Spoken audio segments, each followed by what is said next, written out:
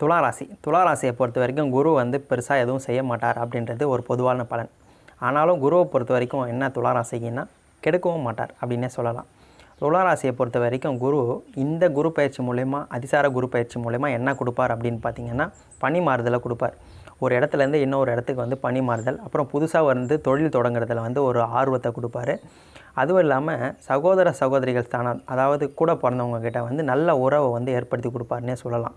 அவங்க ரீதியாக வந்து ஏதாவது ஒரு நல்ல பலன் நம்மளுக்கு நடக்கிற மாதிரி வந்து அவர் ஏற்படுத்தி கொடுப்பாரு. புதுசாக கார், டூ வீலர் அதெல்லாம் வந்து கடன் வாங்க வைப்பார் இப்போது.